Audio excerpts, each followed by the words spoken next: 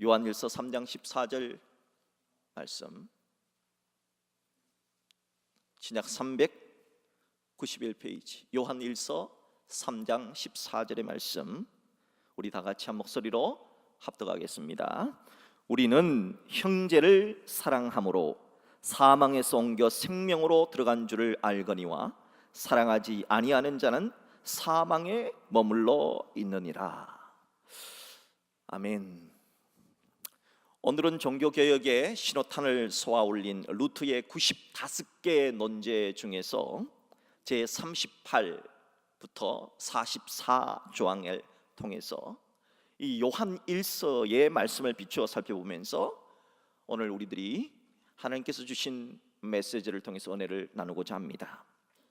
초대교회가 예수님께서 부활하시고 승천하신 다음에, 그리고 예수님의 제자들이 성령 받아서 예루살렘 교회와 그리고 시리아의 안디옥 교회를 비롯해서 이런 초대교회가 시작되던 AD 34년 40년부터, 그리고 사도 요한이 순교하기 전까지 거의 100년, AD 100년까지 이 시기 동안에 가장 지금까지 교회의 역사에 있어서 변하지 않는 사실 중 하나는 거짓 가르침, 이단들이 예수님 때부터 있었고 지금도 있고 앞으로는 더 많아질 것이라는 사실입니다. 왜냐하면은 소위 말해서 종말, 소위 말해서 말세가 가까워지면 가까워질수록 시한부 종말, 그러니까 시간을 정해놓고 종말이 온다 하는 시한부 종말론자들이 많이 나타날 것입니다. 이것이 성경에 말하고 있는 예언의 말씀입니다. 자, 이러한 이유 때문에 성경은 거짓 가르침으로부터 교회를 보호하기 위해서, 우리 교우들을 보호하기 위해서 교회를 어지럽히는 이런 적그리스도, 거짓말하는 자, 거짓 선지자, 거짓 선생이라 부르는 자들을 엄하게 경고하기 위해서 쓰여진 성경책이 바로 요한 1서입니다. 사도 요한이 있던 시대, 그러니까 지금부터 1900년 전에 AD 1세기와 2세기 그 시대의 교회는 이 거짓 교사들로 인해서, 거짓 교리를 가르치는 사람들로 인해서 많은 어려움을 겪고 있었습니다. 거짓 교사들의 메시지는, 그들의 핵심은 뭐냐? 예수님이 누구신가? 자, 우리 한번 따라합시다. 예수님은 누구신가? 여러분, 예수님은 누구신가? 이게 바로 기독론이라 그래요. 기독론. 예수님은 누구신가에 대한 잘못된 가르침을 가르치는 것입니다. 예수가 육이 아니라 영이다 하는 그런 식으로 가르치는 거예요. 예수님은 영적이기 때문에 육적인 것은 무조건 싫어한다. 예수님은 영적인 것이기 때문에 세상은 무조건 타락했다, 세상은 저질이다, 이렇게 가르치는 사람들이 그 당시에 있었는데, 그런 사람들을 뭐라고 그러냐? 영지주의자라고 그럽니다. 한번 따라합시다. 영지주의자. 자, 이런 혼란을 바로잡기 위해서 요한일서가 기록이 되었어요. 종교개혁자 루트도 사도 요한과 마찬가지로 예수님 중심적으로 성경을 해석했습니다. 루트는 야고보스의 서문에서 이렇게 말했습니다. 루트가 이렇게 말했어요. 모든 성경은 그리스도를 설교하고 있다. 이 때문에 그리스도 중심인지 아닌지를 살펴보는 것은 모든 성경을 판단할 수 있는 기준이 된다. 이런 까닭에 모든 성경은 기독론, 예수가 누구신가 하는 이 기독론이 중심이 되며, 바울은 그리스도 외에는 아무것도 알려고 하지 않았다. 그리스도가 가르치지 않은 것은 베드로나 사도 바울이 가르칠지라도 사도적이지 않으며, 굉장히 중요한 말씀입니다. 베드로가 가르친다 하더라도, 사도 바울이 가르친다 하더라도 예수 아닌 것을 가르친다면 이것은 비성경적이다. 반대로 그리스도를 설교하는 것은 가룟 유다나 아나니아나 빌라도라 하더라도, 아니 헤롯이라 하더라도 사도적이다. 놀랍지요?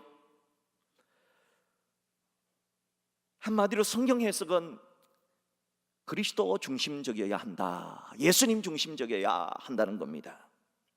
여러분, 교회에 오는 이유가 뭐합니까? 왜 오십니까? 축구 얘기 들으시려고. 축구 얘기 들으시면 저 임주환 장로님한테 가면 확실하게 들을 수 있어요.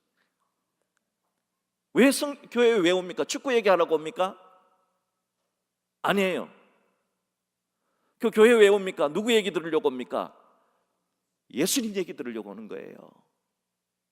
자, 따라합시다. 교회는 예수님 얘기하는 곳입니다. 여러분, 뭐 예수님 얘기를 하려니까 뭐 아는 게 있어야 말을 하지. 그래서 우리들이 다른 얘기를 하는 거예요. 그래서 여호와를 알자, 하나님을 알자, 예수님을 알자, 성령님을 열심히 알아서 배워서 우리 모두가 예수님 얘기로 가득할 수 있는 우리 대형교회가 될 수 있기를 주님의 이름으로 축복합니다. 성경은 그리스도 중심적이어야 한다. 루트가 이런 주장을 한 것은 중세 가톨릭 교회가 그리스도 중심의 성경 해석이 아닌 교리 중심의 성경 해석을 했기 때문이에요. 그리고 루터뿐만이 아니라 다른 종교 개혁가들도 마찬가지로 성경에 근거해서 예수가 누구신가를 올바로 이해하고 선포하고자 노력했던 것입니다. 이것이 바로 종교개혁입니다. 종교개혁은 왜 하느냐? 교회에서 예수님 얘기 안 하고 복음을 얘기하지 않고 자꾸 세상 얘기하기 때문에 종교개혁을 하게 된 겁니다. 예? 여러분, 목사가 의학에 대해서 안들 얼마나 안다고 의학에 대해서 얘기합니까? 목사가 무슨 음악에 대해서 얼마나 안다고 음악에 대해서만 자꾸 얘기하겠어요? 목사는 성경을 얘기해야 되는 겁니다. 그런데 목사가 이 얘기하니까 재밌는 얘기 하나 들려드릴게요. 저는 재미있는데 여러분 재미있는지는 모르겠어요. 어떤 유명한 병원의 원목으로, 병원의 목사를 원목이라 그래요. 원목으로 쉽게 말하면 테스트를 받기 위해서 원목 가서 설교를 했는데 무슨 설교를 했냐? 에이즈 설교를 했다는 거예요. 그 에이즈 박사들 쫙 있는 데서. 그런데 에이즈는 어떻게 생기고 어떻게 하고 그랬더니 의사들이, 저분은 의사 면접 왔나? 저분 목사님인데 웬 저렇게 의학 지식을 저렇게 나열하고 있을까? 붙었겠어요? 떨어졌겠어요? 어떻게 알아요? 떨어졌어요.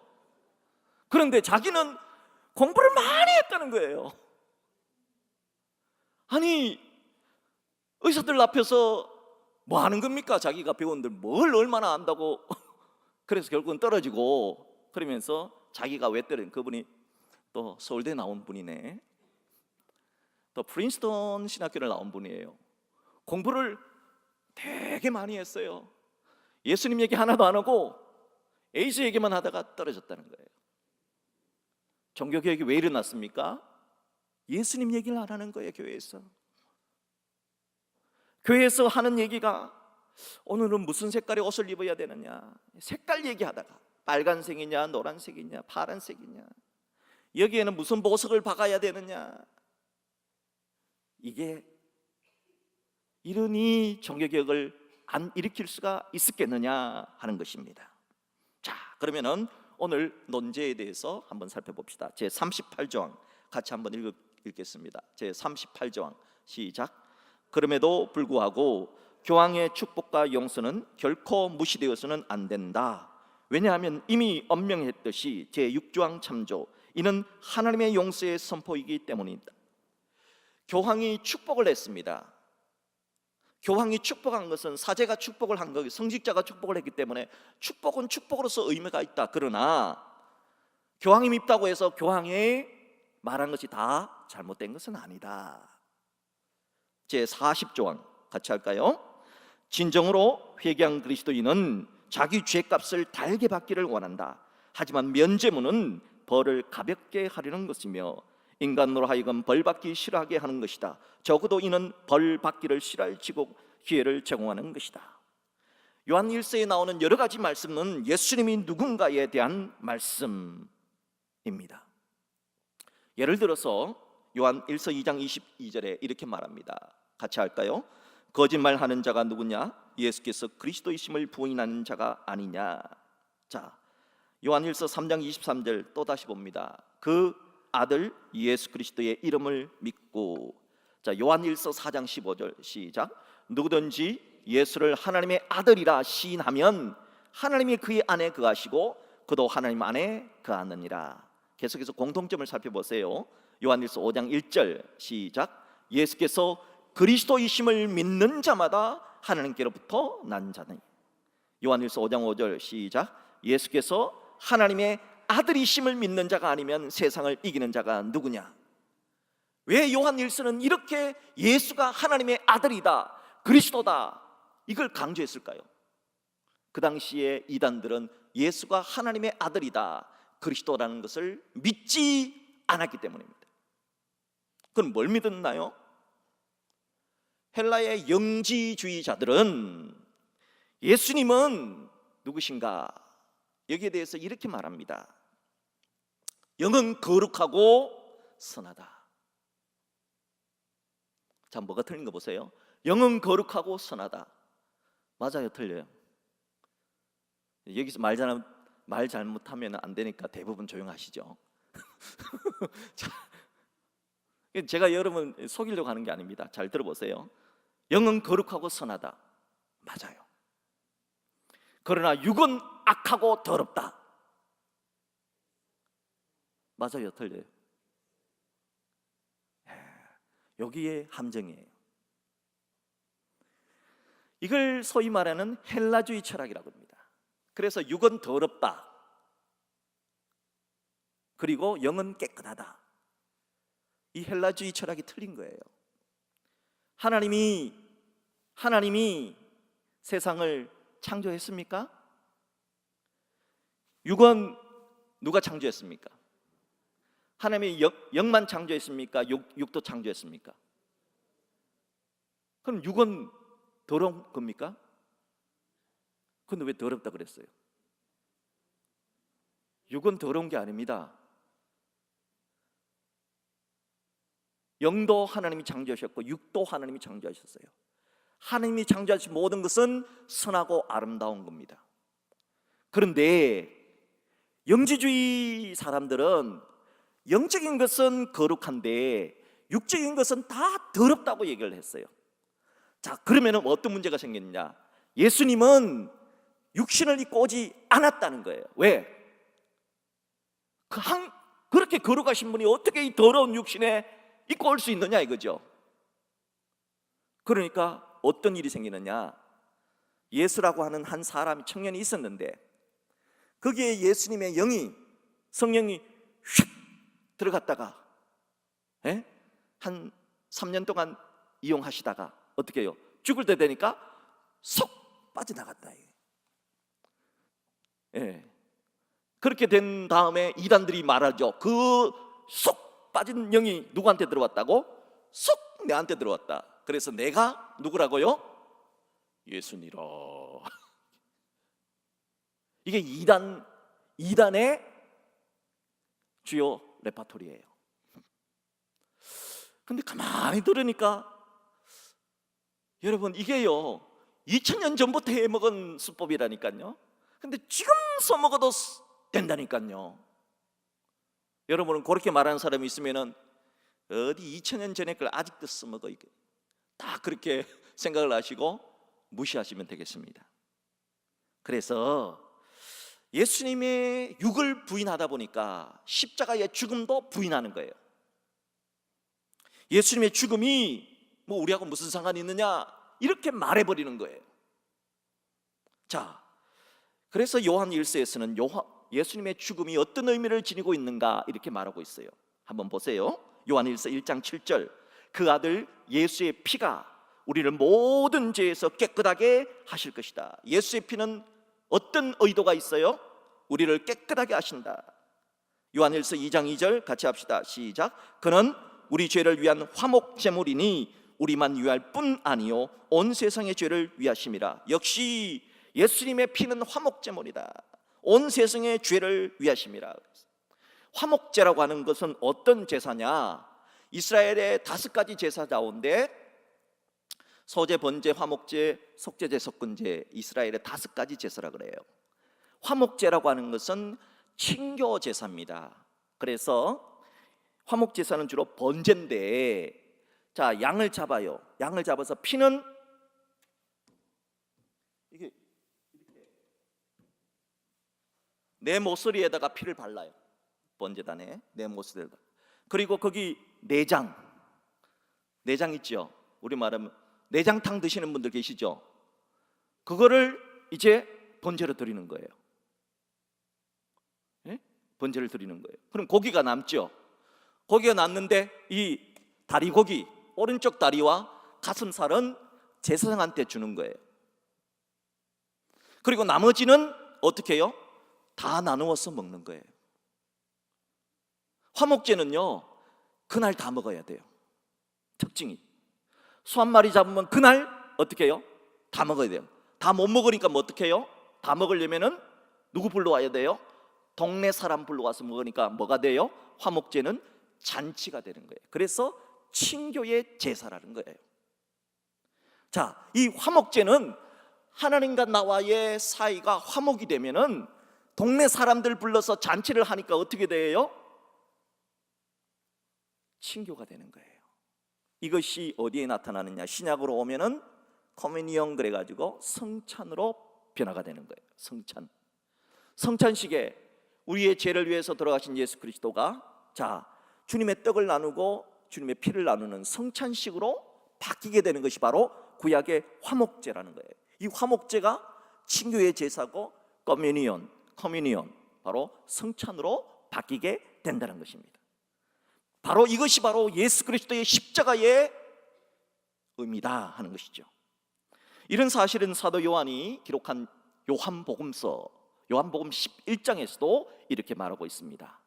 시간이 없으니까 요한복음 11장 자 한번 볼게요. 요한복음 11장에 보면 예수님께서 죽은 나사로를 살렸었죠.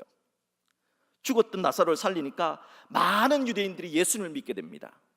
나사로 가닥에 예수 믿는 사람들이 많아졌어요. 이렇게 되니까 유대교 지도자들이 모여서 이렇게 말합니다. 요한복음 11장 48절부터 자 제가 한번 볼게요. 만일 자 유대교 지도자들이 말합니다.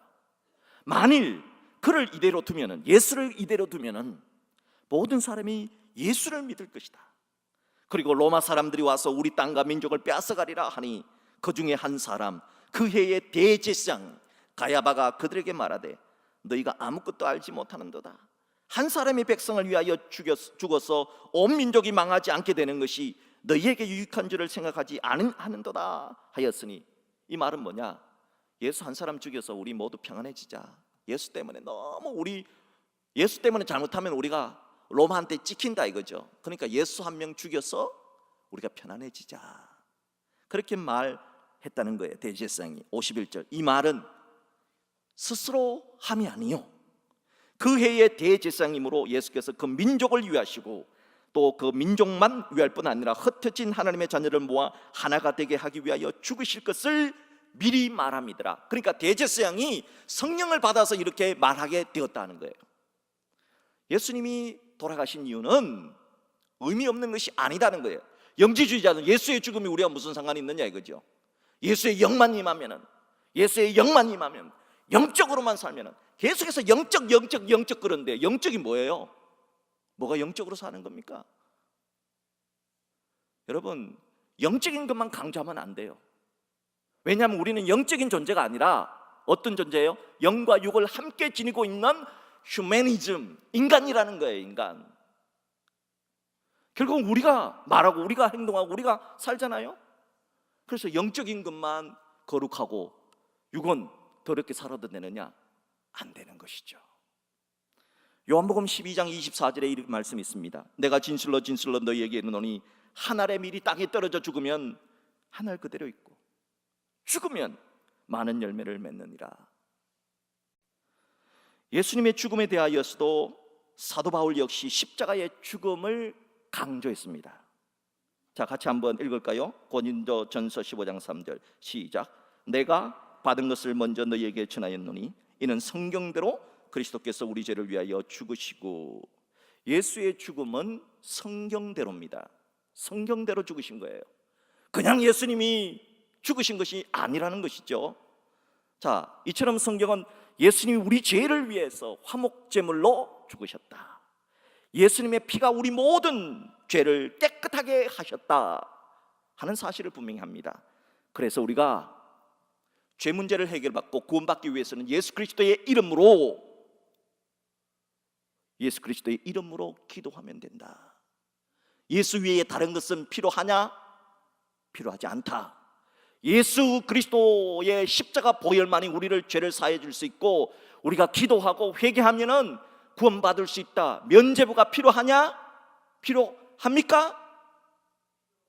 필요 없다는 거예요. 왜 필요 없는 걸 강조하냐 이거죠.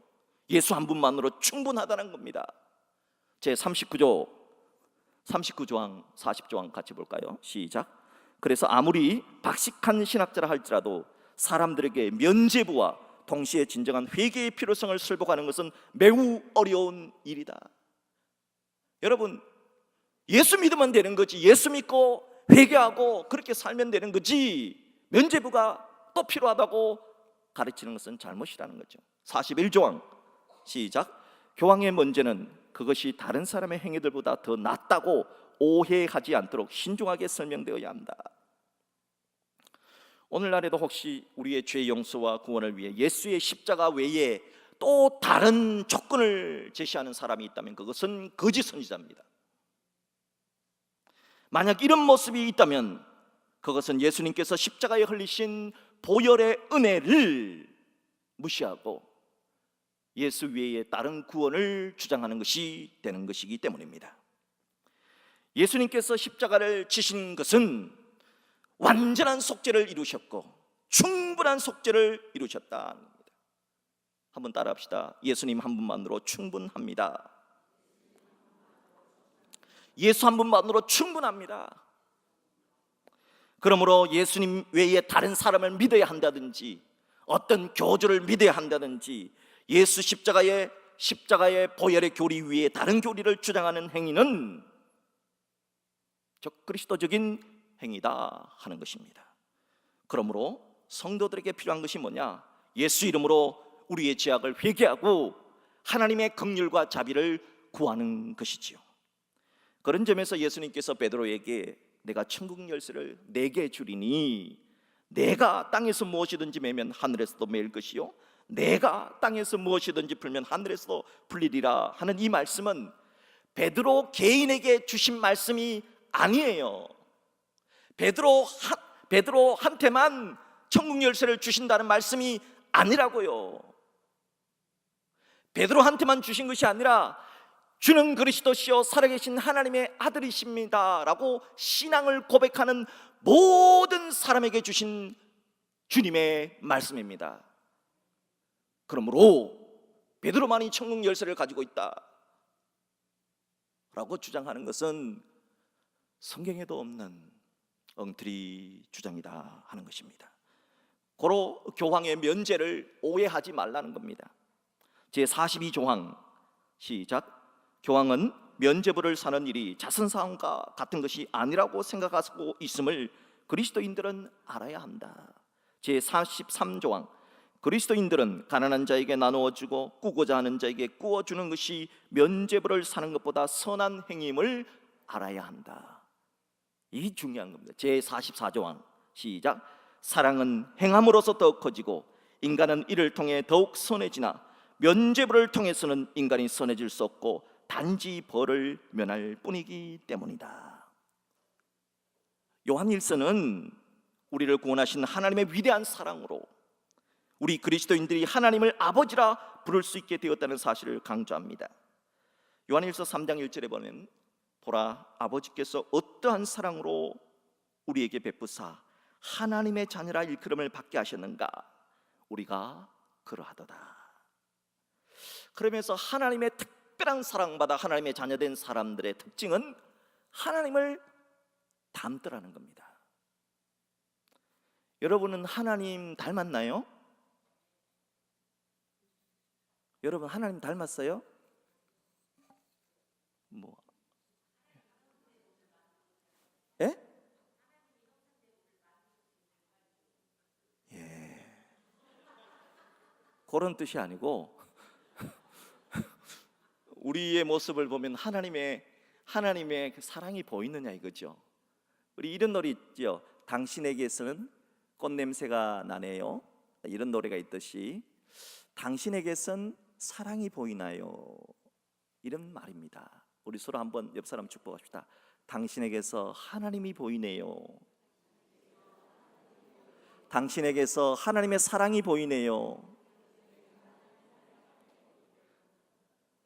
당신에게서 비누 냄새는 나는데 오늘 향수 냄새는 나고 오늘 그 좋은 화장품 냄새, 동동구리모 냄새는 나는데 사랑 냄새는 안 나네요. 이렇게 하면 곤란하다 이거죠.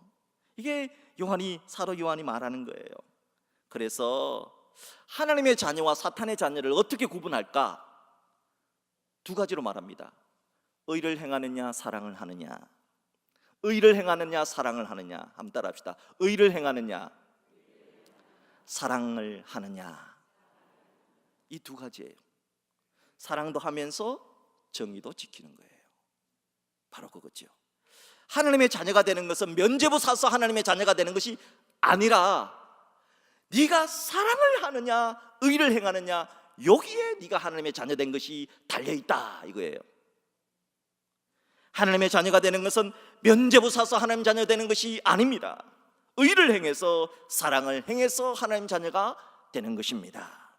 사랑하는 여러분, 그래서 요한일서 3장 14절에 우리는 형제를 사랑함으로써 사망에서 옮겨 생명으로 들어간 줄 안다고 선포했던 것입니다. 여러분, 우리가 의를 행하는 사람, 사랑하는 사람이 될 수 있기를 주님의 이름으로 축복합니다. 야고보서에 이런 말씀이 있습니다. 진짜 신앙이란 무엇인가? 진짜 신자란 무엇인가? 오늘 신자 권사님 오셨나? 진짜 신자는 무엇인가? 야고보 3장 10절로 13절 신자 권사님에게 전해 주십시오. 야고보 3장 10절로 13절 한 입에서 찬송과 저주가 나오는도다. 내 형제들아 이것이 마땅하지 아니하니라. 샘이 한 구멍으로 어찌 단물과 쓴물을 내겠느냐. 내 형제들아 어찌 무화과 나무가 감람 열매를 포도나무가 무화과를 맺겠느냐. 이와 같이 짠물이 단물을 내지 못하느냐. 너희 중에 지혜와 총명이 있는 자가 누구냐. 그는 선행으로 말미암아 지혜의 온유함으로 그 행함을 보릴지니라. 여러분, 신자는 어떤 열매를 맺어야 됩니까? 불신자는 어떤 열매를 맺을까요? 어찌 무화과 나무가 감람 열매를 맺을 수 있습니까? 포도나무에서 어떻게 배가 달릴 수 있습니까? 네가 신자라면 신자로서 의의 열매가 맺히고 사랑의 열매가 맺혀야 되지 않느냐 이거죠.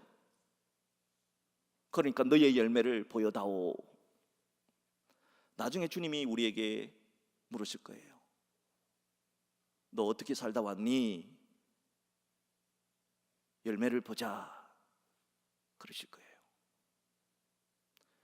여러분이 진짜 신자라면은 신자다움의 열매를 보여드려야 됩니다. 우리는 아직 부족하지요. 그래서 노력하는 거예요.